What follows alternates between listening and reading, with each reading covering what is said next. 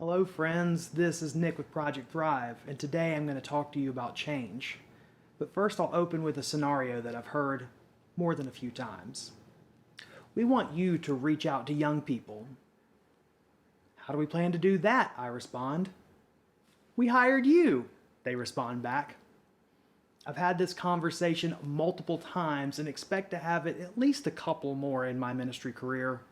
As a clergy person under the age of 50, that is the primary expectation many folks have of my being younger, that I would have the cheat codes to unlock the secret on getting younger crowds into the pews and thus grow the church. And throughout my ministry career, I have seen church after church use the same thinking and the same tactics to reach their neighbors and their community. And when the first attempt didn't work, oftentimes, rather than return to the drawing board and ask why, they just double down, go bigger. Truthfully, I don't believe having a young pastor or a great ad campaign or any of the other draws we traditionally use to get people in church are nearly as effective as the one thing many churches struggle to do, and that's being an active part of their community.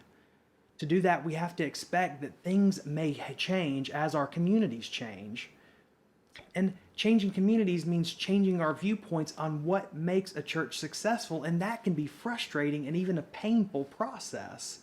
We all want to be the it church of our neighborhood, full of younger faces that insinuate vitality and years of thriving. Young families also have a caveat.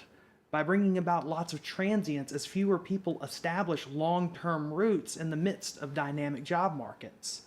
And so inevitably, reaching folks may mean this is a process that we do all the time. Is your church ready to sustain ministries tailored to people who come and go? Can it handle the necessary changes to succeed long term? You see, dynamic communities and constant efforts to reach those communities mean we must be willing to change our tactics, our methods, and even how we understand what ministry is based on the community that surrounds us. And so as a society that gets more complex and rapid, change for us is a constant reality. If your goal is to bring people into your church to sustain a long-standing history without anything already there changing that much, you're going to be in for some hurt. Whether we like it or not, good ministry requires change. The early disciples transitioned from informal gatherings in public to secret meetings in homes to avoid being seen. They had to modify how they did things like baptisms and Eucharist depending on where they lived. And throughout history, Christianity has been at its most vital when it's open to changing how things are done. Because as long as we love our God and our neighbor, and everything else changes along with that, then everything else can get figured out as we go along that way. To most effectively deal with change, we have to accept some things. Number one, changing too many things at once makes change more difficult. Number two, accept that changing one thing probably means you're going to have to change a few more down the road.